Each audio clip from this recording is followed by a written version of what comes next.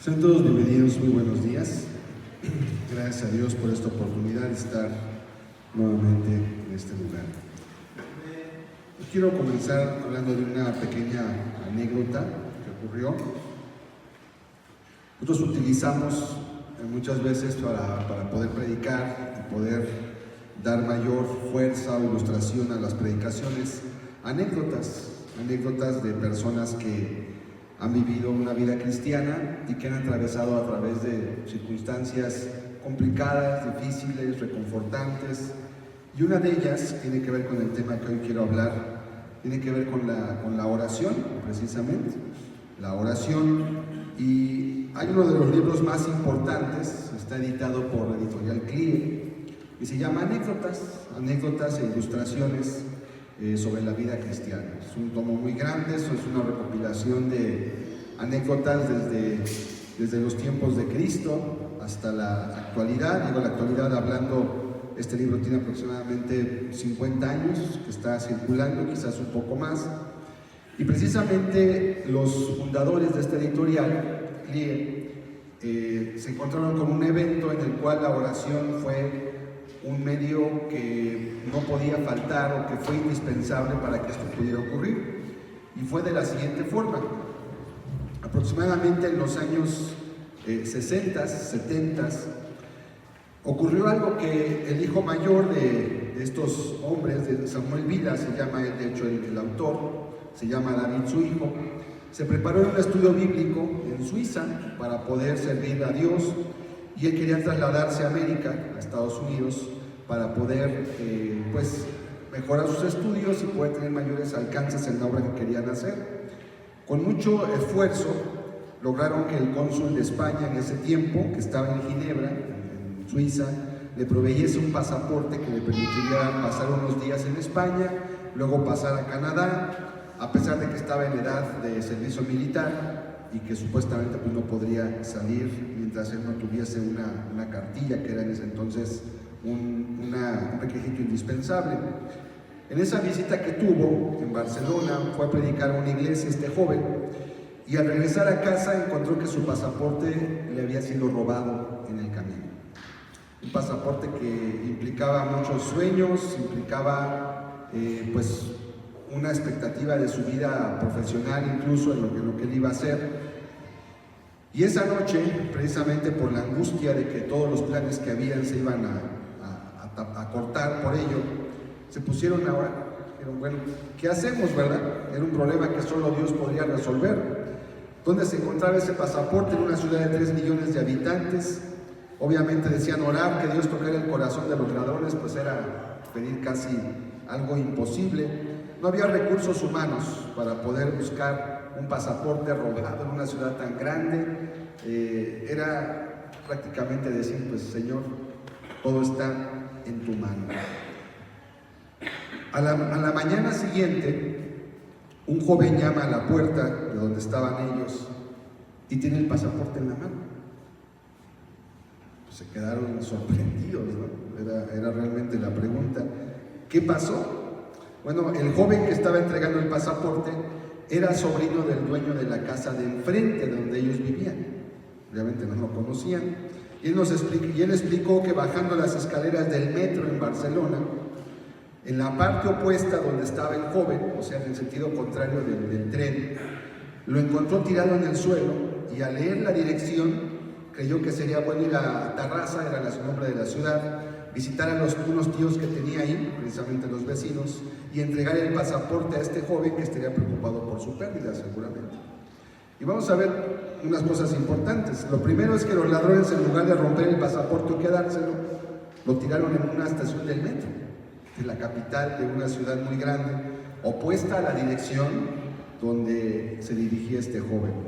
Entre los millares de personas de esa ciudad que subieron y bajaron las escaleras, fue ese joven que conocía la calle donde vivían ellos y que tenía familiares en la misma calle también, quien lo encontró. Aquel pasaporte tenía que ver con el futuro de esta editorial, CLIE, precisamente, que se fundó en Toronto, en Canadá. Ahí está su base y se fundó, y ha dado lugar a la publicación pues, de muchas anécdotas y muchos libros también que han sido de bendición para un servidor, muchos libros de estudio de la Escritura. Y bueno, un escéptico vería en ello una serie de casualidades solamente. Mira qué casualidad pasó esto. Mira qué afortunado, qué suerte tendrían, decían. Pero para los que habían estado toda la noche orando, ellos vieron solamente un cumplimiento, una respuesta a la oración. Y recordaron un eslogan que el padre de ellos les había dicho cuando eran jóvenes, les dijo: procedan como si hubiera Dios y hallarán que lo hay. O sea, actúen viviendo como que Dios existe y van a encontrarse con Él totalmente. Y así como este evento, hay muchos eventos más que nos hablan de cómo Dios responde a la oración, de que realmente Dios existe, y muchas veces circunstancias como estas que nos ponen de cabeza, porque una situación como esto implicaba no poder salir del país, implicaba que esta editorial no se hubiese fundado también, pero Dios tenía sus planes. Y los planes, aunque Dios los tiene en su mente, a veces ocurren circunstancias adversas, ¿verdad? Como esos ladrones que robaron ese pasaporte, pero ante la oración y la petición, Dios, contestando la oración, permitió que ocurriese algo que era una posibilidad de 1 en 1.000.000, diría yo. Ladrones que no rompen el pasaporte, que lo encuentra un joven que vive en la misma calle donde ellos vivían y que se le ocurre que sería buena idea visitar a sus tíos y les entregan el pasaporte en la mano. ¿Qué quiero decir con esto? Bueno, que Dios responde a la oración. Y este estudio, basado en el Salmo 5, se llama así precisamente: Dios escucha la oración, y es una invitación tanto a los que conocen a Dios para que no desmayen cuando oren, pero también es una invitación para ti que no acostumbras a orar o que tal vez no conoces a Dios, para que puedas entender, número uno, que tú necesitas a Dios en tu vida, que este mundo no se creó solo y que tu vida está diseñada para poder caminar junto a este gran Dios del cual te estoy comentando yo en este día. Y precisamente este salmo nos habla de esta necesidad, pero también nos habla de dificultades que ocurren cuando alguien quiere caminar con Dios. Los seres humanos fuimos creados para tener un compañerismo con nuestro Creador. Y cuando no tenemos ese compañerismo, sufrimos toda clase de vacíos en nuestra vida, vacíos existenciales, vacíos de felicidad, vacíos de propósito. A veces no sabemos realmente para qué estamos aquí, o qué tenemos que hacer, o con qué finalidad vivo yo aquí. Y a veces pensamos: ¿a poco soy igual que mi gato, que mi perro, que nada más nazco, crezco, me reproduzco, me muero y se acabó? Y esa es mi vida igual que él. Y el ser humano sabe que hay algo más, sabe que tiene un destino mayor, más grande, pero mientras no conocemos a Dios, ese destino nunca cobra realidad. Ese pensamiento nunca se hace verdad en tu vida. Y yo hoy quiero leer este salmo precisamente y compartirte un estudio referente a ello. Vamos a leerlo, Salmo 5, vamos a leerlo completo y después vamos a irlo desmenuzando paso a paso, haciendo énfasis en algunos puntos importantes. Dice la Escritura: escucha, oh Jehová, mis palabras, considera mi gemir, está atento a la voz de mi clamor, Rey mío y Dios mío, porque a ti oraré. Oh Jehová, de mañana oirás mi voz, de mañana me presentaré delante de ti y esperaré, porque tú no eres un Dios que se complace en la maldad, el malo no habitará junto a ti, los insensatos no estarán delante de tus ojos. Aborreces a todos los que hacen iniquidad. Destruirás a los que hablan mentira. Al hombre sanguinario y engañador abominará Jehová. Mas yo, por la abundancia de tu misericordia, entraré en tu casa. Adoraré hacia tu santo templo en tu temor. Guíame, Jehová, en tu justicia, a causa de mis enemigos. Endereza delante de mí tu camino, porque en la boca de ellos no hay sinceridad, sus entrañas son maldad, sepulcro abierto es su garganta, con su lengua hablan lisonjas.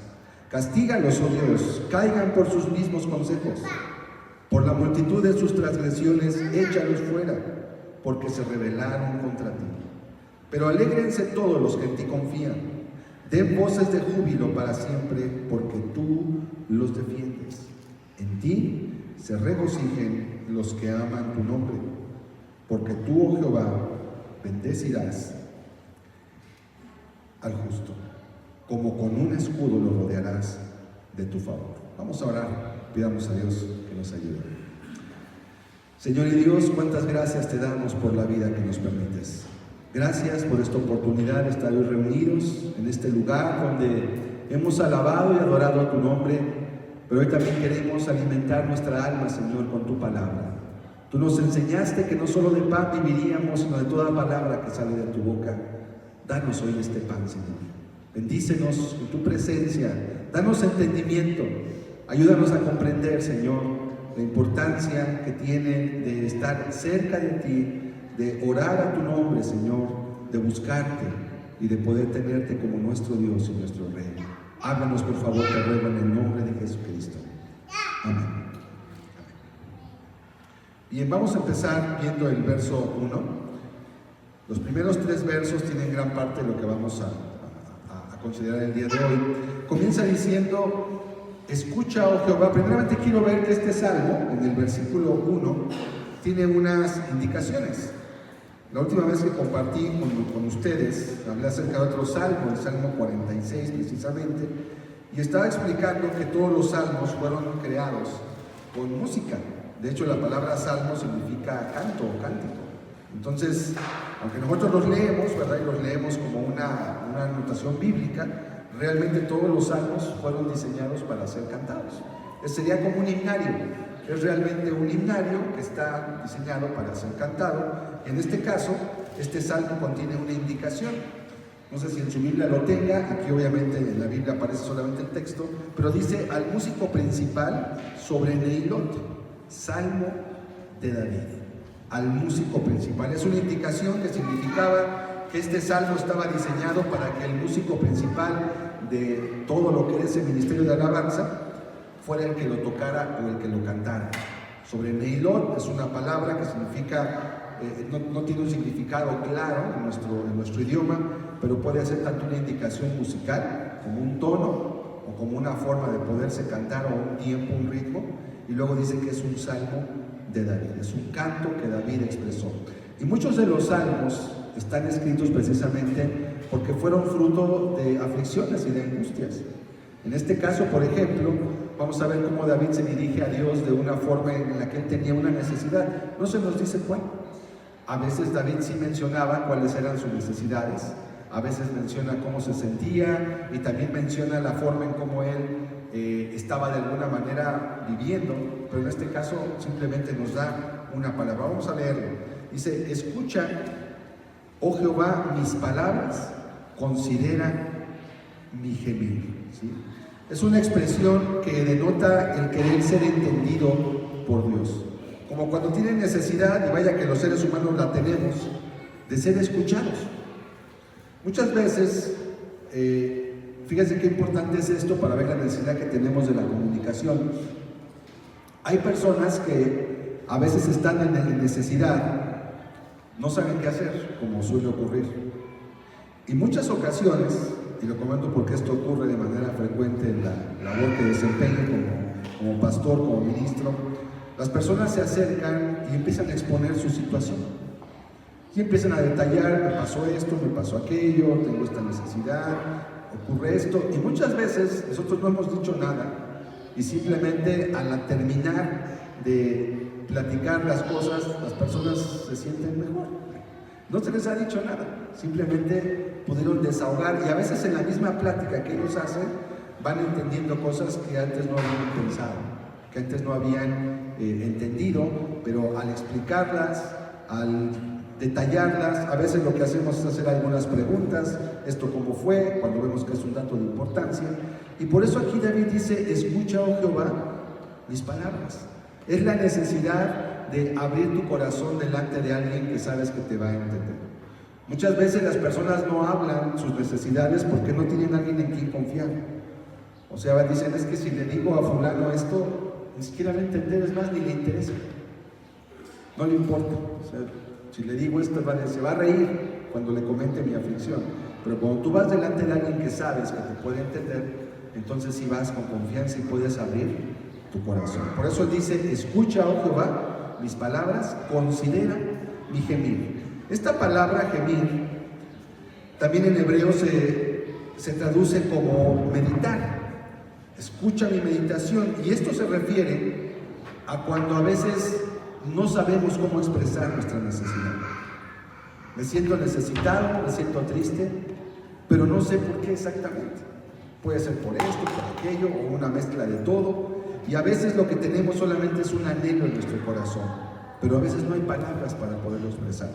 Esa palabra gemir se refiere a esa actitud. Señor, mira, escucha mis palabras, pero mira mi corazón. Ve cómo me siento. Tú sabes lo que estoy atravesando. Tú sabes la situación que estoy viviendo. Considérala, por favor. Yo sé que tú me conoces bien. Esta es una de las ventajas de dirigirnos a Dios, que Dios conoce todas las cosas y sabe lo que pasamos y nos entiende también. A diferencia de cuando muchas veces vienen con un servidor y quieren contarnos cosas, y está bien, escuchamos, pero yo a veces lo que les digo, porque a veces sinceramente no sé tampoco qué decir, le digo, mira, todo esto que me dijiste, llévalo delante de Dios ahora. Yo te puedo dar un consejo y te voy a decir lo que yo creo que en la Biblia puede aplicarse en tu caso, pero Dios sabe todas las dimensiones, los ángulos de tu asunto, y Él te va a poder dar una mejor respuesta, aunque yo también te puedo ayudar. Considera mi gemir, es la petición de alguien que sabía que tenía delante alguien que le podía entender. Una de las principales necesidades del ser humano es ser entendidos, ser escuchados y ser entendidos. Muchas veces una plática se torna en una queja al decir, es que no me entiendes.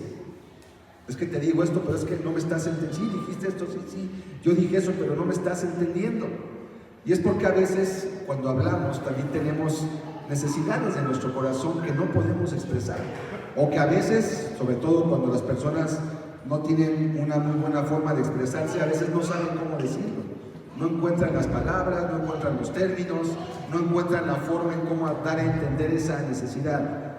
Es lo que está pidiendo David. Señor, considera mi gemir. No tengo palabras para expresar lo que siento, pero considéralo, por favor, Señor. Vamos a leer el Salmo 19:14. En este otro salmo, ahorita aparte ahí el Salmo 5, vamos a estar regresando. Vamos a ver varios puntos. El mismo David en este salmo, es un salmo también muy hermoso, ya lo hemos leído, aunque no lo hemos estudiado todo. Dice la Escritura, sean gratos los dichos de mi boca y la meditación de mi corazón delante de ti, oh Jehová, roca mía y redentor mío. David está pidiendo que sean gratos tanto los dichos de su boca, como dice la meditación de mi corazón. El orar muchas veces tiene que ver también con meditar, y meditar tiene que ver con poner en orden tus pensamientos, tus ideas. Vivimos en un mundo que a veces nos lleva tan rápido en todo lo que hacemos, que a veces no hay tiempo para meditar, para pensar, y simplemente vamos haciendo las cosas como en automático, como robots. Me toca esto, me toca aquello, es hora de aquello, es hora de esto otro, y vamos funcionando por horarios casi como decimos en piloto automático. Pero a veces no pensamos lo que estamos haciendo, solamente estamos actuando porque es que tengo que hacer esto, tengo que hacer aquello. Es similar a cuando la gente come y come solamente porque es la hora de comer, dices que ya es hora de comer. A veces no tiene hambre, a veces ni siquiera está consciente de lo que está comiendo, solamente tiene que comer. Y eso no es bueno, siempre es importante meditar en lo que estamos haciendo. Por eso dicen, sean gratos los dichos de mi boca. Que lo que pueda hablar sea grato delante de ti. Pero también dice, la meditación de mi corazón delante de ti. Y esto se está refiriendo a la oración. Es muy importante cuando queremos buscar a Dios, y una de las cosas que Dios nos lleva a hacer cuando queremos caminar con Él es a reflexionar sobre nuestros caminos. Uno de los textos más importantes de la Biblia, que está en Jeremías 6, vamos a leerlo, Jeremías 6:16. No lo anoté aquí en los textos, pero está aquí en la Biblia. Jeremías 6, fíjese cómo el Señor hace una petición al pueblo de Israel cuando vivían en un tiempo de gran necesidad y de aflicción. Y dice la Escritura: así dijo Jehová, paraos en los caminos y mirad, y preguntad cuál, por las sendas antiguas, cuál sea el buen camino, y andad por él. Dios les dice a su pueblo: deténganse, no sigan viviendo como están viviendo, párense, deténganse. Ya dejen de hacer lo que hacen, dejen de pensar como piensan, dejen de actuar como actúan, párense, dice, miren. Mirar, la palabra mirar en hebreo significa consideren, no es mirar del ver. Ver se ve en un instante, ¿verdad? Pero el considerar no solamente es mirar, sino es pensar a dónde vas, por qué estás yendo así y para qué estás haciendo lo que estás haciendo. Y a veces no hay tiempo, a veces no hay tiempo para hacer eso.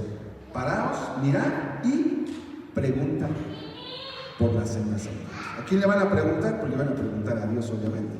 Esto es tanto una invitación a orar como una invitación a considerar cómo estás viviendo y por qué estás viviendo como vives. ¿Sí? El pueblo de Israel en este tiempo vivía de una forma inadecuada, desordenada, y Dios le dice: mira, si tú no te detienes a pensar lo que estás viviendo, nunca vas a cambiar tu forma de vivir, porque tú vas a creer que lo que haces es lo correcto, porque siempre lo has hecho así, porque así lo hizo tu padre, porque así lo hizo tu abuelo. Y muchas de las cosas que vivimos y hacemos en nuestra vida cotidiana, las hacemos porque así es la rutina, porque así es la vida, decimos, pero a veces no consideramos. Uno de los eventos que más puede cambiar la vida de un ser humano, y esto ocurre cuando venimos a Cristo, es cuando empezamos a preguntarnos por qué hacemos todo lo que hacemos. A ver, ¿por qué haces esto? ¿Por qué tienes esta costumbre que en tu casa, sí, yo sé que en tu casa lo hacen todos, pero ¿por qué lo haces? ¿Será bueno? ¿Es correcto? ¿Le agradará a Dios? ¿Te ayuda? ¿Te beneficia? ¿O nada más lo haces porque es la tradición? ¿Verdad? Los seres humanos necesitamos muchas veces tiempo para meditar, tiempo para estar a solas, pero para estar a solas delante de Dios, sin teléfonos, sin aparatos, sin nada, sabiendo que tienes un lugar donde vas a poder estar a solas. Por eso una de las indicaciones más importantes de Dios sobre la oración es: entra a tu cuarto, entra en tu aposento, dice, y cierra la puerta, y ora a tu Padre que está en secreto. Necesitas privacidad, necesitas tiempo para meditar cómo estás viviendo, qué estás haciendo. Leía precisamente otra anécdota sobre la oración en este libro, que conté la anécdota de cómo se pudo lograr esa editorial, y decía que hace una generación, cuando tú llegabas muy temprano a una casa y tocabas la puerta, lo más común era que te dijeran, el Señor está orando, no lo puede atender ahorita. Hoy dicen que el Señor está durmiendo, no lo puede atender. Pero en la antigüedad toda la gente acostumbraba a orar. Y cuando era temprano la gente oraba. Y la gente tenía que, esa es una buena costumbre, porque te forza a empezar tu día meditando en qué vas a hacer. ¿Qué voy a hacer el día de hoy? A veces actuamos en automático. ¿Y sabe usted que esa forma de actuar en automático nos lleva a una depresión tarde o temprano? Porque empieza a perder sentido lo que hacemos, porque simplemente actuamos como máquinas. Hacemos las cosas diariamente porque es hora de levantarse, hay que bañarse, hay que desayunar, hay que trabajar, hay que regresar, hay que hacer qué hacer, hay que comer, hay que preparar todo para el siguiente día, hay que dormir, y se repite la misma historia. Y son muy pequeñas las variantes que hay. Por eso Dios dijo, 6 días trabajarás y harás toda tu obra, pero el 7º día es día de reposo. Y esto que hacemos el día de hoy rompe con toda la actividad de la semana. ¿Sí? Aunque también lo hacemos cada semana, es algo que nos forza a pensar de forma diferente. Hoy usualmente estamos con la familia, o debería ser un tiempo para estar con la familia, también es uno de los objetivos del día de reposo, pero también es un tiempo para venir a sentarte a adorar y alabar a Dios y también a escuchar su palabra. Y eso es muy bueno. Los cambios, como decimos, los cambios de aires, ¿verdad? De cambiar la actividad y la rutina, nos ayudan a desestresarnos y nos ayudan a pensar en lo que estamos haciendo. Cuando no hay ese tiempo de reflexión, vamos al Salmo 5 otra vez de vuelta, por favor, versículo 1. Cuando no hay esa meditación, cuando no hay ese tiempo, cuando no hay un poner delante de Dios mi día, mi actividad, cuando no hay el llevar delante de Dios mi necesidad, mi aflicción, la vida empieza a perder gran parte de su sentido. ¿Para qué estoy aquí? ¿Qué es lo que debo de hacer? Y aunque algunas cosas pueden tener un pequeño sazón, realmente Dios es la razón de vivir para el ser humano. Dice el verso 2, está atento a la voz de mi clamor, Rey mío y Dios mío, porque a ti oraré. Primero pide, el Señor escucha, es una petición. Pero ahora es más enfático, está atento a la voz, pero dice a la voz de mi clamor. Un clamor no se refiere precisamente a un grito. La palabra clamor en el hebreo tiene que ver con una necesidad urgente. Y cuando yo estaba leyendo este salmo, ayer lo estaba estudiando, esa palabra clamor se parece mucho a lo que hacen los pajarillos. Usted ha visto cuando los pajarillos se abren sus huevos y tienen sus pequeñas crías, los pájaros.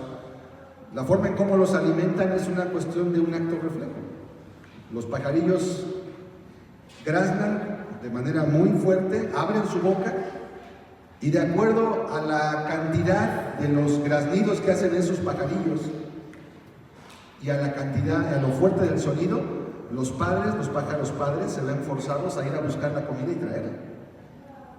Si los pajarillos no pidieran la comida, ellos no los alimentarían. Pero como siempre están pidiendo y pidiendo, la mamá o el papá están yendo y van a traer gusanos, van a traer algún alimento, ¿verdad? Que les van a dar de comer fruta, etcétera, hasta que dejan de pie, hasta que dejan de clamar. La palabra clamar se refiere a eso. Se refiere a cuando tienes tú una necesidad y sabes que alguien te la va a suplir. ¿Cuándo Dios va a contestar? Pues cuando ores. En Santiago dice en la Escritura, no tenéis porque no pedís. No tienes porque no pides, no oras. Quieres que Dios te ayude, pero no quieres pasar tiempo en oración con Él. No quieres considerar tus caminos. No quieres detenerte a pensar cómo estás viviendo, qué estás haciendo. No tienes porque no pides, ¿verdad? Pedir y se os dará, dijo el Señor. Llamad y se os abrirá. Buscad y hallaréis. Era una garantía, es una promesa. Pero yo te pregunto, ¿cuánto tiempo pasas tú delante de Dios buscando su ayuda o su dirección?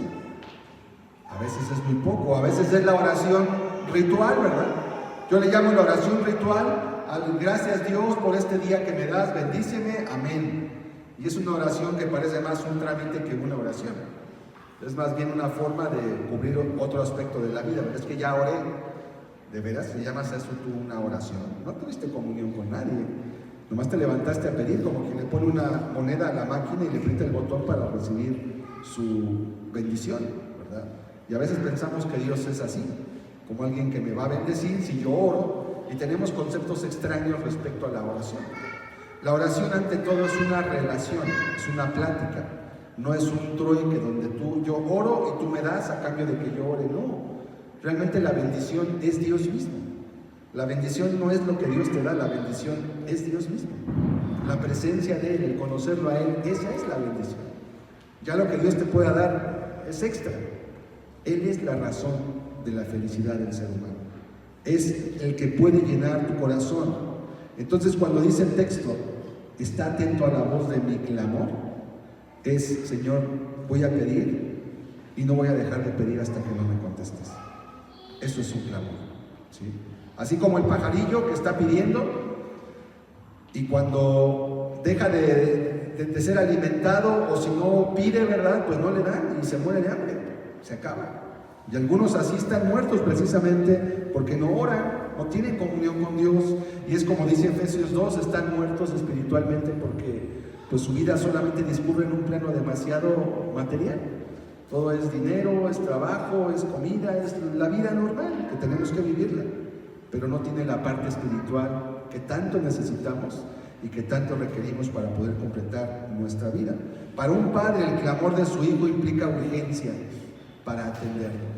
Y Dios mismo, Jesucristo, cuando habló, también habló de una parábola referente a los pajarillos, dando a entender que, oye, si hasta Dios alimenta a las aves, ¿tú crees que no te va a dar a ti si tú le pides? Vamos a leer Lucas 12, 6. Lucas capítulo 12, versículos 6 y 7, por favor. Dice este texto: ¿no se venden 5 pajarillos por 2 cuartos? Con todo, ni uno de ellos está olvidado delante de Dios. Pues aún los cabellos de vuestra cabeza están todos contados. No temáis, pues, más valéis vosotros que muchos pajarillos. En esta parte de esta instrucción, Jesús les dice: mira, las aves del cielo, con todo y que a veces nadie se preocupa de darles de comer, siempre están alimentadas. Dios proveyó y creó este mundo de tal forma que todos los animales que Él creó puedan obtener siempre su alimento de una o de otra forma. Si tú crees que si Dios creó el mundo para que los pajarillos tengan vida, ¿tú crees que no va a estar preocupado de ti? ¿Tú crees que no va a estar atento a tu necesidad? ¿Tú crees que no te va a proveer lo que tú necesitas cuando Dios te creó a su imagen, conforme a su semejanza? Dice: más valéis vosotros que muchos pajarillos. Aunque ciertamente esta palabra está dirigida a los discípulos, pues cuando habla de los cabellos de vuestra cabeza, nos da la idea de un padre que tiene a su hijo en el regazo y puede ver su cabeza, y literalmente puede ver su cabellera, ¿verdad? ¿Por qué? Porque lo tiene junto a él, que lo está abrazando, que lo tiene bajo su cuidado, no le va a pasar nada. Mientras él lo tenga bajo su cuidado, va a estar seguro. Y eso es lo que el texto nos quiere dar a entender, que cuando tú estás cerca de Dios, que cuando tú caminas cerca de Dios, Él te va a guardar. Pero es necesario el clamor. Vamos al Salmo 5 otra vez, verso 2. Entonces dice el Salmo 5, verso 2: está atento a la voz de mi clamor. Y luego nos da otra razón. Dice: Rey mío y Dios mío.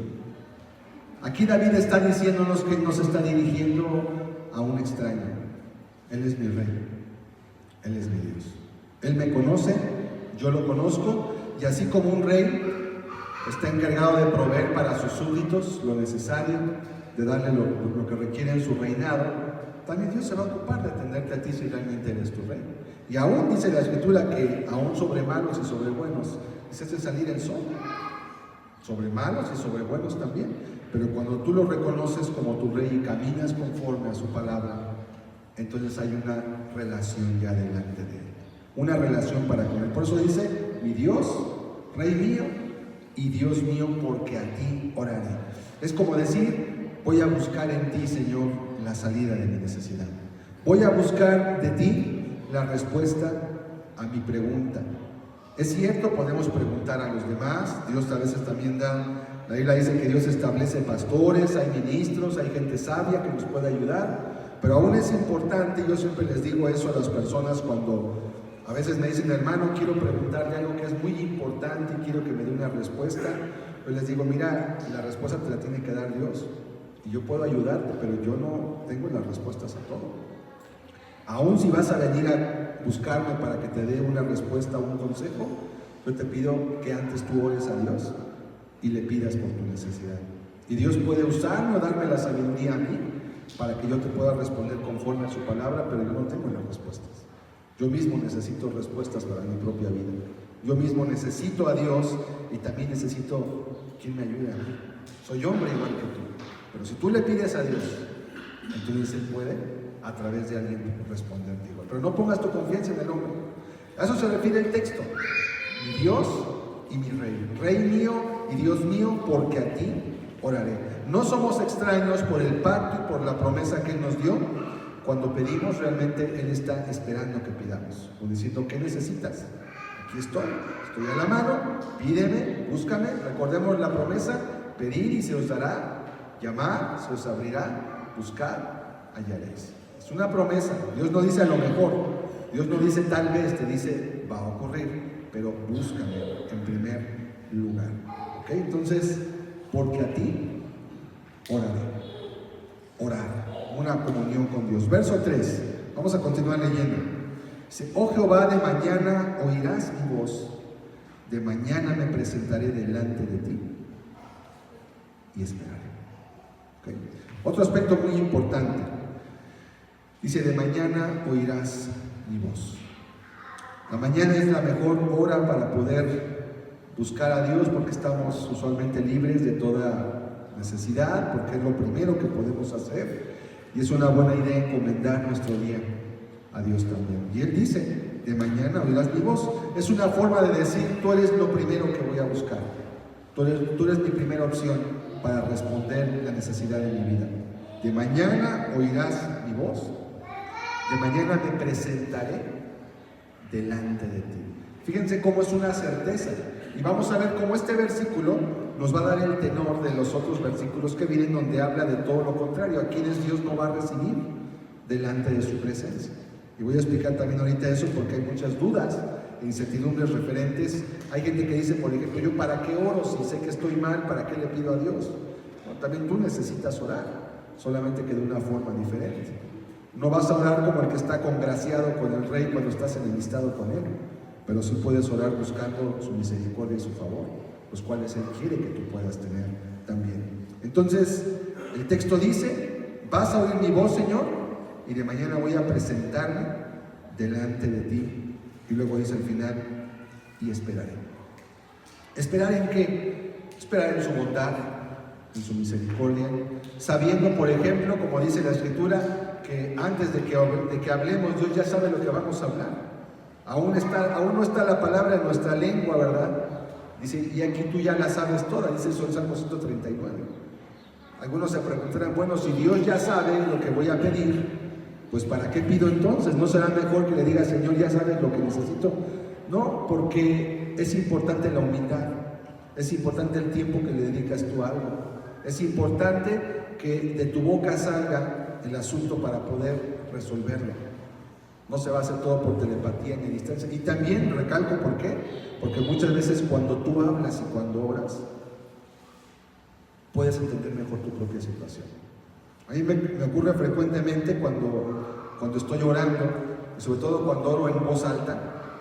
Es bueno orar, yo le recomiendo cuando usted ore que lo haga en voz alta, por eso necesita usted privacidad. Si está usted orando, no va a poder orar en el camión, ¿verdad? Porque va toda la gente ahí, no va a poder orar en voz alta. Y se puede también orar, se puede orar en cualquier lugar. Pero cuando va a ser mi oración personal, es bueno que usted lo haga en voz alta. Número 1, para que se pueda concentrar mejor. Número 2, porque al elevar nuestra voz, tenemos conciencia de lo que estamos pidiendo. Y a mí me pasa frecuentemente que al estar orando y como extendiendo mi carga delante de Dios, entiendo cosas. Al yo mismo estar hablando, analizando lo que quiero pedir, estoy entendiendo cosas también yo mismo de lo que estoy hablando, porque sé que estoy delante de Dios. Y a veces dentro de la misma exposición de la petición, encuentro cosas que antes no había tenido. ¿Por qué? Porque estoy meditando en lo que estoy haciendo también, pensando, tengo una necesidad, ¿cómo voy a resolver esto? ¿Cómo voy a hacer aquello? ¿Qué tengo que decidir en este asunto? A veces decimos, no sé, ayúdame Dios. Y empezamos a entender. Por eso dice, me presentaré delante de ti, pero voy a esperar también. Y esto quiere decir que muchas veces también lo que pedimos a Dios, pues no va a ocurrir de manera automática. O sea, no siempre lo que pedimos a Dios quiere decir que Él lo va a hacer en el momento, por 2 razones. La primera, porque nosotros no conocemos los tiempos de Dios, y Dios sí conoce el futuro, y Él sabe cuándo algo es bueno que ocurra. Y a veces el que tú pidas no quiere decir que Dios es como una máquina que en cuanto tú le pidas Él te va a dar. ¿Se imagina qué pasaría en el mundo si toda la gente que ora a Dios le diera lo que Dios le pide? Será peligroso. Tiene que haber quien regule todo ello. Y esta es la sabiduría de Dios. Por eso dice, me presentaré delante de ti y voy a esperar. Voy a esperar. Yo sé que eres bueno. Yo sé que todo lo que haces tiene que ver con tu bondad.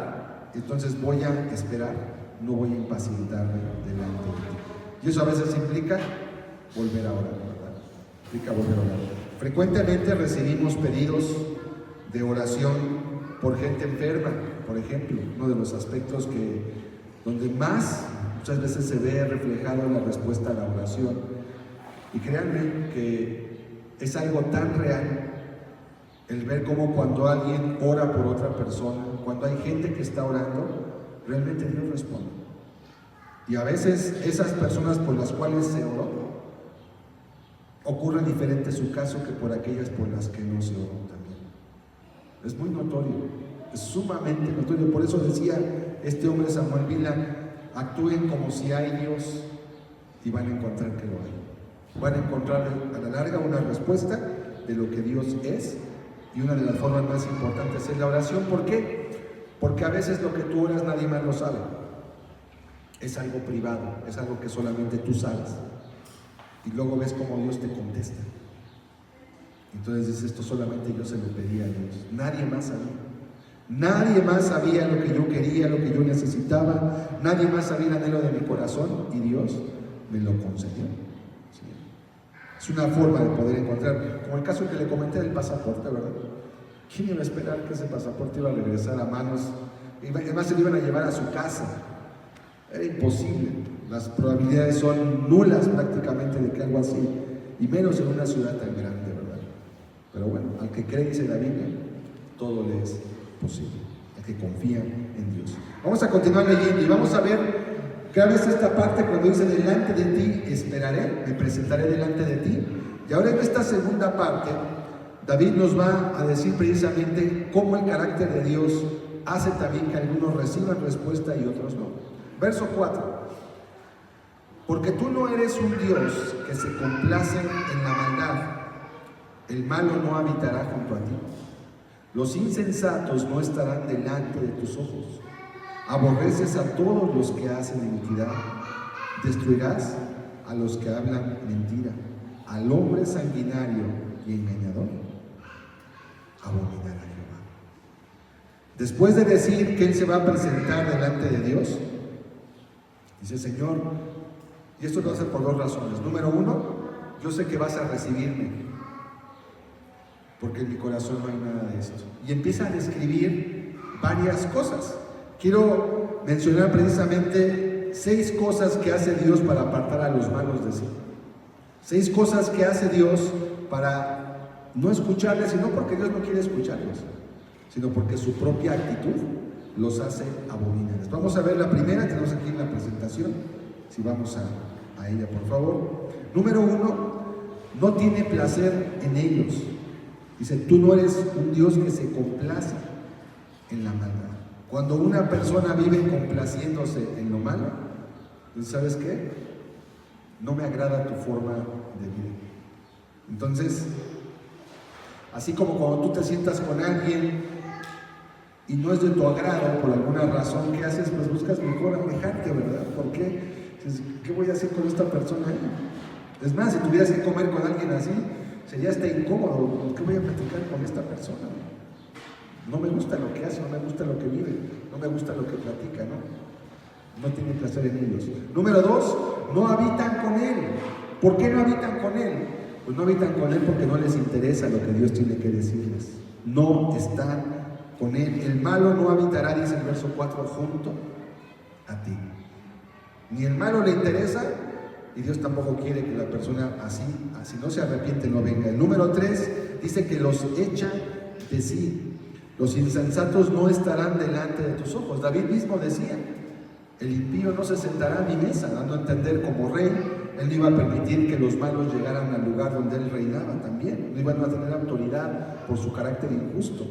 Número 4, su corazón se aparta de ellos. Dice, aborreces a todos los que hacen iniquidad. Esto es muy importante de entenderlo, porque a veces decimos, es que Dios aborrece el pecado, pero ama al pecador. Y es una frase que, aunque suena bonita, tiene una parte de verdad y tiene una parte completamente incorrecta. Si Dios aborreciera solamente el pecado, pero no al pecador, entonces estamos separando la responsabilidad del hombre por las acciones. El pecado no se comete solo. El pecado es fruto de una decisión de una persona que, conociendo lo bueno y lo malo, decide hacer lo malo. Eso es el pecado. Si dijéramos, Dios aborrece el adulterio de ese hombre, pero a él lo ama. Bueno, lo ama en el sentido de que Jesucristo dio su vida ya por él. y hay una provisión para que él se arrepiente y venga a Dios. Pero en el sentido de que él cometió ese pecado, está en contra de él. Y si no se arrepiente, usted puede leer luego en casa en Salmo 11. Dice, afilada tiene su espada, preparado tiene su arco. Si no se arrepiente, dice, descargará sobre él. Es decir, Dios tanto aborrece el pecado, pero también aborrece a la persona que vive cometiendo ese pecado. ¿Por qué? Porque es una decisión que esa persona está tomando. El pecado no se comete solo. El pecado, para que sea contado como tal, así como un delito, tiene que ser cometido por alguien que con uso de razón decide hacerlo conociendo que no debería de hacerlo. Entonces, su corazón se aparta de ellos. No tengo nada que ver contigo hasta que no te arrepientas. Si el pecador se arrepiente, entonces Dios le abre la puerta, pero antes tiene que arrepentirse. Número 5, su mano se vuelve contra ellos. Dice, destruirás a los que hablan mentira. Destruirás. ¿Por qué? Algunas personas no llegan a entender esta parte porque es que Dios es amor. Recordemos que Dios tiene dos facetas que Él cumple como Dios. Él tanto es redentor, pero también dice la Biblia que es juez. Y esa parte se nos olvida. Y si nosotros vemos que un juez condena a un violador, no decimos, ay, pobrecito, mira, lo van a condenar. ¿Qué pensamos? Qué bueno, ojalá que no salga de él. Porque si sale, es probable que vuelva a cometer y destruya otra vida. Mejor que se quede ahí. Qué bueno que lo condenó. Y por el contrario, si viéramos que un juez deja ir libre a una persona que cometió una violación, ¿qué diríamos? Este juez está corrompido o le dieron dinero, no debía haberlo dejado salir. ¿Cómo es posible? Va a mandar a la calle a una persona que puede atentar contra la vida de un niño, de otra o de una mujer. ¿Por qué lo deja salir? No puede estar esa persona así. Entonces, cuando vemos que la mano de Dios, o que Dios va a destruir al que habla mentira, al hombre sanguinario y engañador, Dios está haciendo lo correcto, es lo justo. ¿Y por qué lo va a destruir? Porque Él persiste en seguir viviendo de esa forma. Esto es muy importante de entenderlo, porque a veces se malentiende lo que es el concepto del amor de Dios y se piensa que el amor es una especie de permisividad, ¿verdad? Estaba escuchando en las noticias una reflexión que hacía el presidente de El Salvador, Nayib Bukele. Todos lo conocemos, es famoso a nivel mundial porque su país pasó de ser el más violento del mundo a ser el menos violento de todo su continente en solamente 3 o 4 años. Obviamente hizo algo que está muy cuestionado, estableció algo que se llama un estado de excepción. O sea, prácticamente militarizó el país y metió a la cárcel a toda la gente que había cometido delitos. Obviamente, al meter a tanta gente a la cárcel, sin duda algunos que no cometieron delitos o todos los delitos también van a ser encarcelados. Va a haber errores, por supuesto. Pero ahora la gente que estaba encarcelada, porque la gente estaba encarcelada y los delincuentes libres, ahora la gente puede salir a las calles. Ahora la gente puede vender en las calles. Es más, El Salvador se está volviendo un país de turismo, que antes era imposible, porque la gente no podía ir a turistear porque te mataban o te robaban. Y hablando, haciendo una entrevista y decía, ¿cómo es posible que en México los carteles de la droga y todo ello dominan el territorio? Eso es imposible. Si están dominando el territorio es porque el gobierno lo permite. El Estado tiene tanto poder que podría borrar literalmente de la faz de su país a cualquier agrupación que quisiera, si lo quisieran hacer. ¿Y qué salía diciendo la presidenta? No, es que los derechos humanos, es que no podemos ser tan violentos. Que yo pienso que los derechos humanos son para los humanos derechos. Y las personas que deciden violentar con su iniquidad el estado de otros, no tienen derecho a esos derechos. Ellos mismos se los quitaron. Sí, se les puede considerar como seres humanos, pero no se pueden tener las mismas consideraciones que una persona que está haciendo honestamente. Es una parte de la dignidad adquirida que la sociedad no entiende y que los políticos, o por corrupción o porque les conviene, tampoco quieren entender. Y esto es cierto. El crimen solamente existe en los países porque los gobiernos lo permiten, porque están coludidos o porque están dentro del mismo gobierno. Pero si fuera el Estado realmente quisiera acabar con ellos, acabaría en cualquier momento con ellos. Tienen toda la maquinaria, tienen todo el poder, tienen toda la autoridad, tienen el aval de toda la sociedad también, pero no lo hacen. Es una mentira. Y ahí sí, tache para nuestra presidenta y para todos los gobiernos que han permitido y siguen permitiendo todo lo que está ocurriendo. No acaban porque no quieren acabar esto. No, que los derechos, sí es cierto, a lo mejor va a haber personas que puedan ser inocentemente sufran, sí es cierto, de todos modos están sufriendo y sin expectativa de recibir justicia. Es complicado, es difícil. Por eso Dios dice, yo voy a destruir a todo el que hace maldad y iniquidad. Tal vez aquí se escapen, tal vez aquí salgan libres. El Poder Judicial en México es un insulto a la lógica y al entendimiento humano. El Poder Judicial en nuestro país es una corrupción desde arriba, desde la planta del pie hasta la coronilla, como dice la Escritura. Todo está corrompido completamente, todo. Por eso los criminales salen libres, salen rápidamente afuera. ¿Por qué? Porque no existe realmente la protección a las personas. ¿Cuánto necesitamos a Dios? Y las cárceles tampoco sirven de mucho. Solo Dios puede transformar el corazón de los hombres para que sean reformados realmente. Y fuera de él es muy complicado. Yo prediqué muchos años en cárceles y créanme que una persona que comete delitos, algo dentro de su interior se destruye, algo dentro de él se corrompe, y aunque quieran volver a lo bueno, el propio sistema los empuja otra vez a lo malo, porque ellos quieren también, obviamente. Pero cuando el hombre encuentra a Dios, realmente puede ser regenerado y realmente puede abandonar el delito. Es curioso, en nuestro país no dejan meter Biblias en las escuelas, pero en las cárceles sí pueden meter Biblias. Si dejaran llegar la Biblia a las escuelas, no tendrían que llevarla a las cárceles, cuando la gente ya ha destruido su vida y está metida en problemas que les van a marcar para siempre. Y número 6, dice también el texto, ¿qué más hace Dios? Su espíritu se levanta contra ellos y se aleja. Dice claramente el texto, yo voy a destruirlos, voy a abominarlos. ¿Cómo se compagina esto con el amor de Dios por el pecador? Dirás tú, bueno, si Dios va a hacer eso, pues ¿por qué no los destruye, verdad? Es una pregunta. Si Dios dice que va a destruir el pecado, pues ¿por qué no los destruye ya? Ok, porque todavía hay un tiempo de gracia para que se vuelvan. Porque todavía hay un tiempo en el cual Dios está esperando que esa persona se pueda arrepentir, considerar y volverse de sus malos caminos. Vamos a leer Juan 9:31. Aquí viene un texto que a veces causa confusión porque no se comprende de la manera en este contexto. Dice la Escritura, y sabemos que Dios no oye a los pecadores, pero si alguno es temeroso de Dios y hace su voluntad, a ese oye.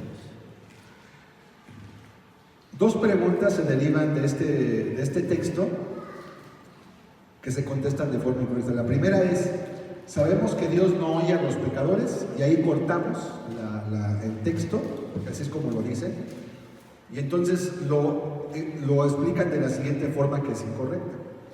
Tú no puedes orar porque tú eres un pecador, tengo yo que orar por ti.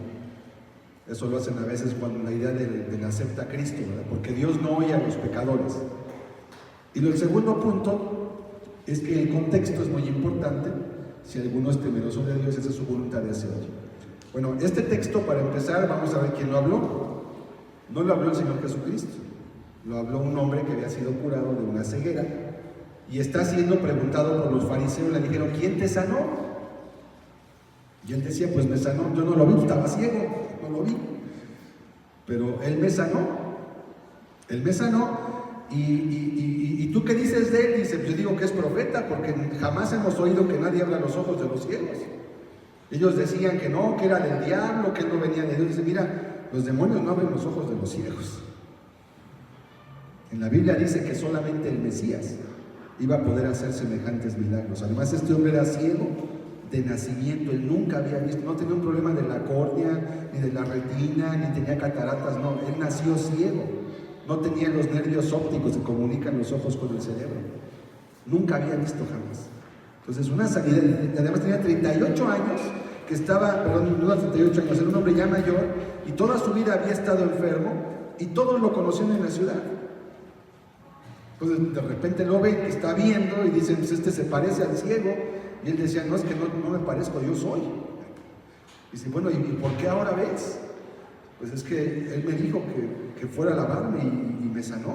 ¿Y qué te hizo? Pero nosotros sabemos que ese hombre no viene de Dios. Mira, yo no sé de dónde venga, pero yo sé que Dios no oye a los pecadores. O sea, si Cristo hubiera sido un pecador y él le pide a Dios que lo sane, Dios no lo iba a escuchar. Entonces, el contexto no está refiriéndose a que Dios no escucha al pecador en cualquier circunstancia.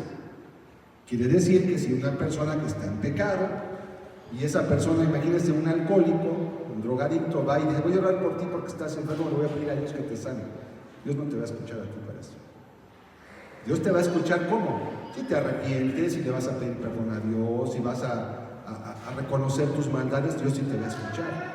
Pero no te va a escuchar para sanar. Este es el contexto. Entonces, cuando dice la Escritura que Dios no oye a los pecadores, no quiere decir que Dios nunca puede escuchar a una persona solo por el acto de que esté en pecado. Dios siempre escucha la oración del pecador cuando se arrepiente. Lo que no puede hacer un pecador es orar por su prójimo porque él está enemistado con Dios. Él no tiene acceso a la corte celestial, no tiene acceso a Dios porque su vida está en contra de Dios precisamente. ¿Sí? Entonces, muy importante este texto. ¿Por qué es importante? Porque nos deja entender que Dios sí va a escuchar la oración de una persona que esté en pecado si es para arrepentirse, pero nunca va a oír la oración de una persona que está viviendo en pecado para que lo ore por otros. El texto después leer en casa, está muy interesante. Juan 9 es un capítulo muy hermoso, porque es de las últimas 3 semanas de la vida del Señor Jesucristo, y nos habla de cómo esa tensión que él tenía con los judíos, con los fariseos específicamente, fue creciendo al punto que ellos decidieron matar. Vamos a continuar leyendo el Salmo, capítulo 5, versículo 7. Ahora viene el contraste. Señor, yo sé que tú no te complaces en la maldad. Dice, mas yo, por la abundancia de tu misericordia, entraré en tu casa, adoraré hacia tu santo templo, en tu temor.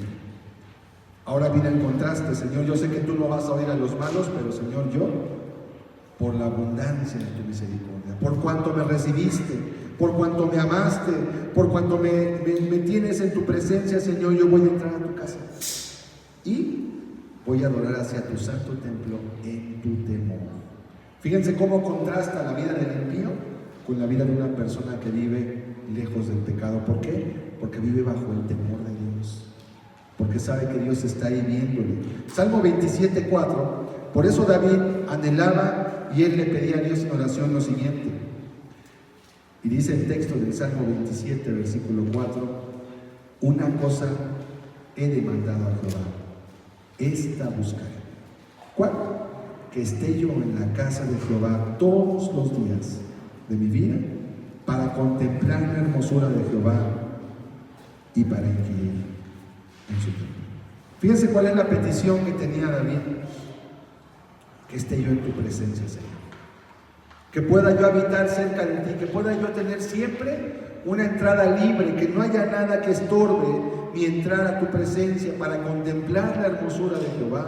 Y dice para inquirir. Esa palabra inquirir es la misma palabra, se parece mucho a la de meditar. Inquirir es como preguntar, entender, buscar tener entendimiento sobre algún punto. Quiero inquirir en tu templo, Señor. Versículo 8 del Salmo capítulo 5. Vamos otra vez al Salmo 5. Dice la Escritura: guíame, Jehová, en tu justicia, a causa de mis enemigos, endereza delante de mí tu camino. Todos necesitamos ser guiados de alguna manera en la vida. Si nos casamos, necesitamos saber cómo guiar nuestro matrimonio, porque de no saber cómo guiar una relación, vienen después los fracasos. Y después nos enteramos que había leyes en el matrimonio también que Dios establece en su palabra, porque Dios nos creó. Si tenemos un hijo, necesitamos saber cómo criarlo, cómo llevarlo a la madurez, porque de ignorar esas instrucciones que están en la Biblia, usualmente nos vamos a equivocar. Y esas equivocaciones suelen ser muy dolorosas, porque nuestros hijos son parte de nosotros, son carne de nuestra carne, sangre de nuestra sangre. Si vamos a hacer cualquier cosa en la vida de importancia, requerimos siempre guía. Los seres humanos no nacemos aprendiendo ni sabiendo todo lo que tenemos que hacer. Es más, Es muy poco lo que sabemos y es mucho lo que ignoramos. Por eso necesitamos la dirección de Dios. Yo ahorita quiero compartir este mensaje. ¿Qué oré a Dios? Señor, ayúdame. El Salmo está muy hermoso, yo lo entiendo, pero una cosa es que yo lo entienda para mí y otra cosa es que yo les ayude a otros a entender lo que tú me estás dando a entender a mí. Ayúdame, por favor, a que este mensaje bendiga la vida de los que escuchan. Háblales tú, hazles entender cosas. Permite que esto los acerque a tu presencia. Permite que esto anime a orar al que no ora. Permite que esto le dé más alas al que ya está orando para que lo haga con mayor confianza y con mayor expectativa y con mayor gozo también. Guíame, Señor, ayúdame. Yo entiendo esto, pero una cosa es entender y otra cosa es que otros entiendan lo que tú entiendes.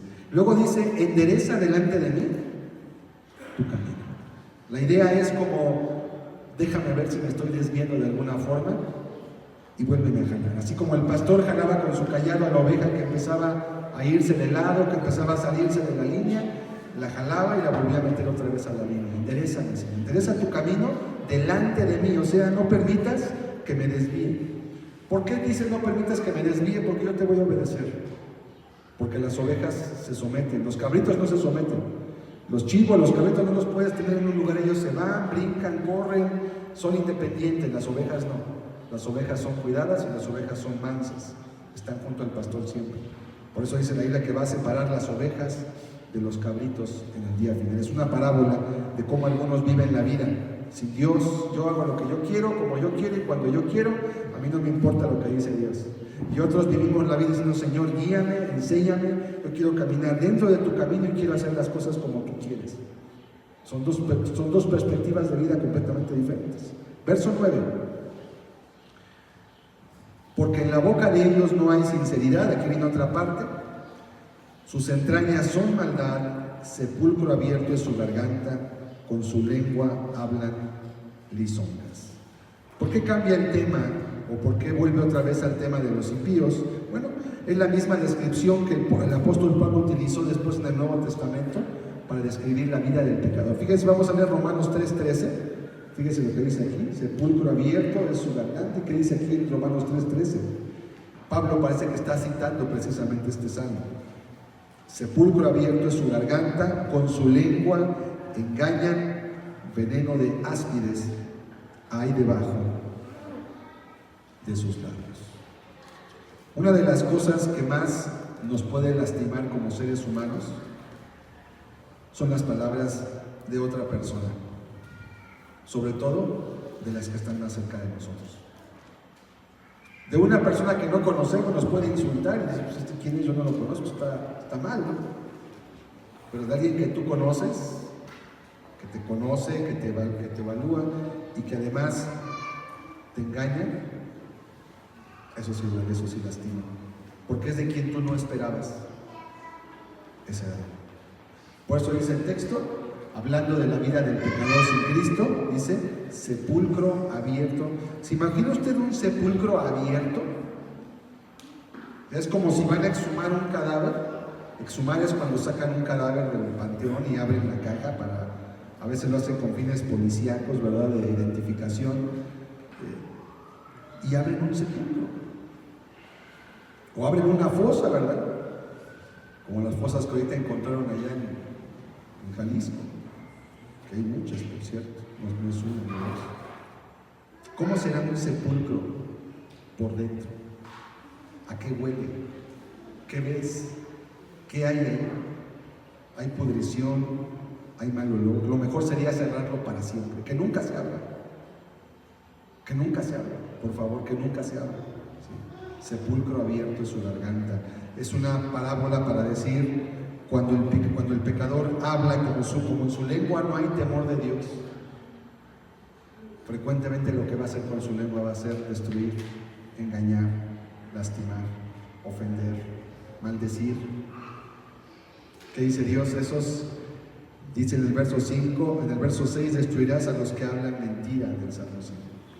Sí, Dios aborrece, 6 cosas aborrece Jehová y aún 7 abomina su alma.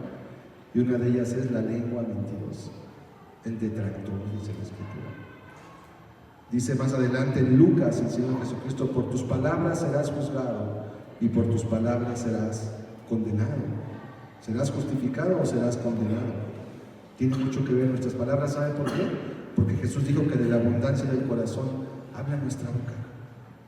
Y frecuentemente lo que hablamos es una ventana abierta a nuestro corazón. Y no lo podemos evitar. Es que siempre vamos a hablar lo que tenemos adentro.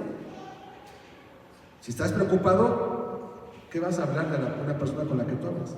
Le vas a empezar a contar de tu enfermedad. Si estás feliz porque te pasó algo que te trajo mucho gozo, ¿qué vas a hacer cuando encuentres a alguien? Le vas a querer contar de tu felicidad. No lo podemos evitar. Si estás enojado, ¿qué vas a hacer cuando encuentres a alguien para hablar? Le vas a empezar a contar por qué estás enojado y cómo una persona te hizo esto y por qué. De la abundancia del corazón habla la boca.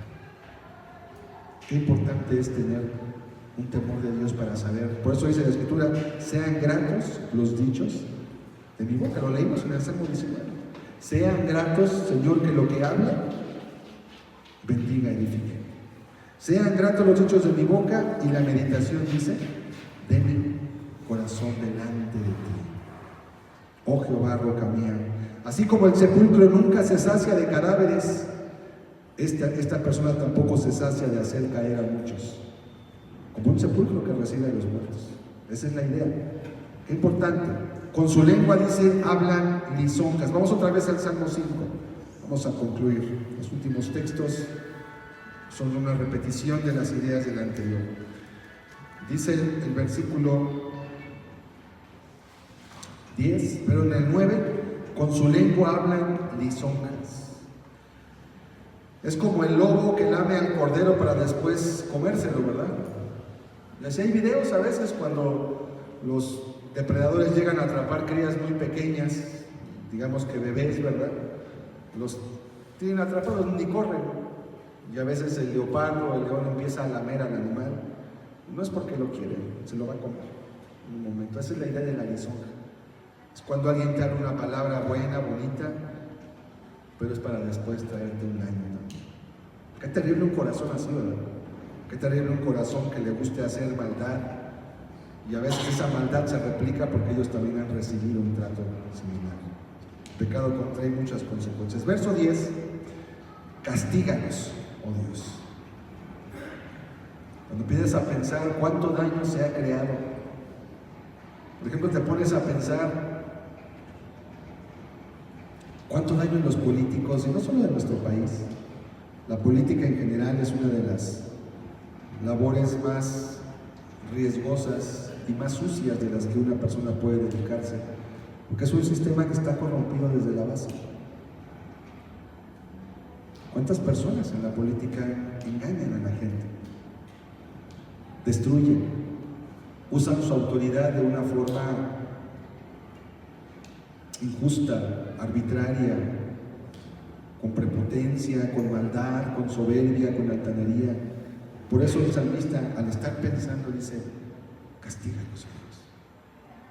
Porque a veces, aun si pidiéramos castigo a las autoridades, a veces ellos mismos son parte de lo mismo. Castíganos, oh Dios, caigan por sus mismos consejos, por la multitud de sus transgresiones, échalos fuera, porque se rebelaron contra ti. Mientras el salmista va avanzando en su meditación, va entendiendo el pecado. De verdad, qué terrible es el pecado.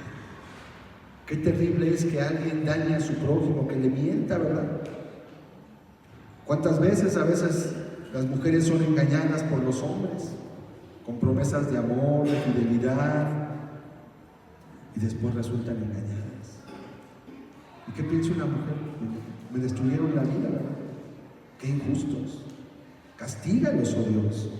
Esto es una meditación. Tú lees el Salmo y empiezas a darte cuenta que David estaba pensando, estaba meditando: sí es cierto, Señor, cuánta maldad hay en esto. ¿Cómo es posible que lo hagan? ¿Por qué no tienen temor? ¿Por qué no consideran que un día van a estar delante de tu presencia? Y todo lo que hicieron aquí lo van a pagar, aunque se escapen aquí, aunque les vaya bien aquí, no van a escapar de ti. Castígalos, Señor. Porque tal vez castigándolos aquí sea esa la forma en que puedan arrepentirse antes de que eternamente sufran la condenación. al final de su vida. Castígalos, oh Dios. No es una cuestión personal. Repito, es como si vemos al juez que condena al violador, o a estos hombres ahorita que los tuvieron que mandar a Estados Unidos, los 29 narcotraficantes de 3 generaciones. ¿Por qué los tuvieron que mandar allá? Porque aquí nunca los van a castigar. El poder que los debe juzgar está a su servicio, por eso nunca los han juzgado. Pero ¿qué pasa allá? Algunos de los que mataron mucha gente ya están enfrentando una posible condena de pena de muerte. Y así los van a matar quizás. ¿Y qué diríamos aquí? Me diría, amén. Ojalá que se arrepientan, allá por lo menos van a dejar que alguien les predique, y tal vez viéndose delante de la muerte, a lo mejor digan, no, pues ya ahora sí viene la de veras. Aquí no hay forma de corromperlos, son menos corruptos que acá, también tienen su corrupción, como todo gobierno, pero por lo menos todavía hay trazas de alguna justicia. ¿Y qué diríamos? Bravo, qué bueno que nos van a juzgar, porque aquí nunca nos iban a juzgar. Iban a vivir en sus hoteles de lujo, disfrazados de cárceles, dándole dinero a la gente que los debía juzgar. Eso no es justicia. Por eso dice el salmista, caigan por sus mismos consejos. No es algo personal. No es una venganza personal. Es un anhelo de justicia. Es un anhelo de rectitud y que estas personas destruyen toda la rectitud que pudiera haber en la tierra. Castígalos, Señor. Verso 11. Pero alégrense todos los que en ti confían. Señor, pero los que están cerca de ti, los que te buscan, los que hacen tu voluntad, los que viven bajo tu temor, den voces de júbilo para siempre, porque tú los defiendes. En ti se regocijen los que aman tu nombre. Es un contraste nuevamente entre la destrucción que va a llegar al malo, pero la bendición que tiene el que está delante de Dios. Y créame que vivir en un mundo como este que acabo de describirle muy brevemente, genera mucha tensión, genera mucha tristeza. Hay gente que está deprimida, dice, este mundo está podrido. Muchos periodistas los he escuchado, que dicen, este mundo ya tiene que ser destruido, somos la peor plaga de esta sociedad, nosotros mismos, como humanidad. Destruimos el planeta, destruimos la fauna, nos destruimos a nosotros mismos, ya mejor que nos quiten de la tierra. Hay gente que sí ha dicho, y no son ni cristianos, solamente están analizando y están viendo toda la corrupción, toda la maldad que hay. Dicen, es que es imposible. ¿A quién te acercas aquí? ¿A quién te acoges para que te ayude? Bueno, David decía, en ti se regocijen los que aman tu nombre, Señor. Verso 12, porque tú, oh Jehová, bendecirás al justo, como con un escudo lo rodearás de tu favor. Aquí tenemos una respuesta. Cuando tú caminas delante de Dios, el mundo no va a cambiar porque el mundo sigue corrompido por causa de la falta de la presencia de Dios, pero por lo menos tú vas a poder vivir bendecido. Tú vas a poder llevar esa bendición a tu casa, a tu familia, a los tuyos, y vas a poder crear como un cerco. Cuando tú establezcas leyes justas en tu hogar, en tu vida, en tu matrimonio, en tu familia, vas a rodear como con una muralla tu hogar para que ellos puedan vivir de una forma diferente, para que no vivan con todo esto que estamos leyendo ahorita. Y también es parte de la oración que David decía, Señor, tú bendecirás al justo. Es como diciendo, Señor, yo sé que me vas a bendecir, porque yo me he guardado de mi maldad. Yo estoy viviendo para caminar contigo, yo estoy viviendo para hacer tu voluntad, como un escudo, como con un escudo, Señor, vas a rodearme de tu favor. Salmo 119, verso 132, vamos a ver un texto más. Salmo 119, verso 132. El mismo salmista David dice, mírame y ten misericordia de mí, como acostumbras con los que aman tu nombre. Otra vez, una petición basada en un conocimiento previo. Señor, yo sé que tú, a los que aman tu nombre, tú les extiendes tu misericordia. Señor, mírame y ten misericordia de mí. Yo espero que esto pueda ser una forma de animarte a que si estás orando, lo continúes haciendo. A que si no acostumbras en tu vida a orar, lo empieces a hacer y lo hagas una parte de tu vida, y a que si eres alguien que está en este camino, hoy pueda ser edificado sabiendo que nuestro Dios sigue en control de todas las cosas y que también su juicio va a venir en cualquier momento y va a llegar. y Él va a traer su justicia, va a venir, dice la Escritura, que va a regir con vara de hierro y va a dar a cada uno conforme a sus obras. Al final va a haber justicia, pero no bajo el reinado de los hombres, sino bajo el reinado que Él tenga. Por lo tanto, oremos a Dios. Vamos a volver a poner el versículo 1 del Salmo 5. Dice: escucha, oh Jehová, mis palabras, considera mi gemir. Hoy podemos entender cuál era ese gemir. Todos estos pensamientos del verso 4 en adelante, ese era el gemir de David. La consideración de la injusticia, la necesidad de ser protegido, la necesidad de encontrar guianza y dirección de parte de Dios. Ese era el gemir: Señor, ¿cómo lo hago? Y parece que Dios le dio ese gemir o esa respuesta al darle este salmo también. Y hoy este salmo nos sirve a nosotros como una forma de poder entender todo lo que Dios quiere y puede hacer por nosotros. Cerremos nuestros ojos, por favor. Qué bueno es saber que sigue habiendo un Dios en los cielos que está dispuesto a hacer misericordia, que está dispuesto a traer bendición y también está dispuesto a escuchar la voz de los que lo buscan con ánimo pronto. Qué importante y qué maravilloso es tener un Dios así.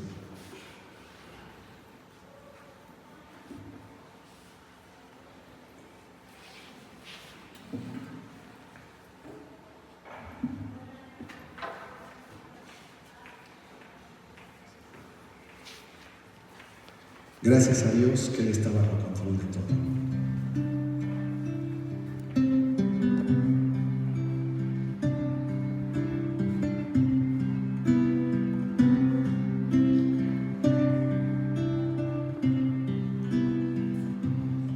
Por eso es importante que oremos, que busquemos a Dios y que llevemos ante Él nuestra necesidad. Antes de buscar la respuesta en los hombres, búscala de parte de Dios. Él es bueno.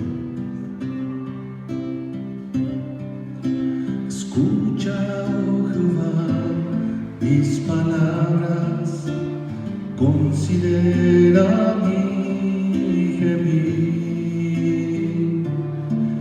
A la voz de mi clamor atiende, mi Dios y mi Rey, porque a ti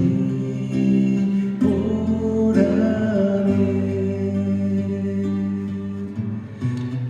Escucha, oh Jehová, mis palabras, considera mi gemir. A la voz de mi clamor atiende, mi Dios y mi Rey, porque a ti oraré. Oh Jehová, de mañana oirás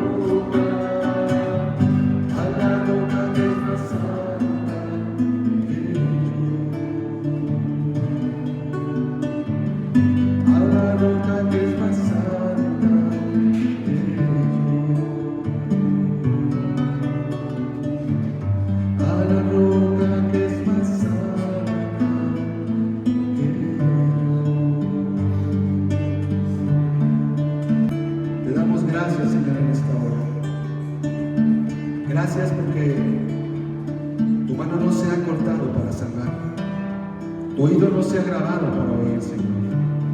Hoy podemos entender que el que a ti viene tú no le echas fuera, Señor. Que tú quieres que toda carne ore delante de ti, que todo hombre te busque y levante manos santas, sin ira ni contienda, viniendo a Dios, a nuestro gran Creador, para buscar de Él la dirección, el consejo, la rectitud, las respuestas y todo lo que en nuestras vidas necesitamos, Señor, y que tanto nos aqueja. Gracias te damos, Señor. Escucha nuestras palabras, considera nuestro gemir, atiende a la voz de nuestra oración, Señor, porque a ti oraremos, Dios mío. Gracias, Padre, en el nombre de Jesucristo. Amén.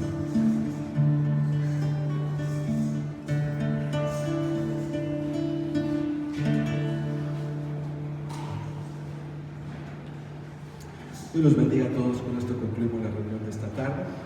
El Señor los guarde, tengan excelente inicio de semana. Dios los bendiga.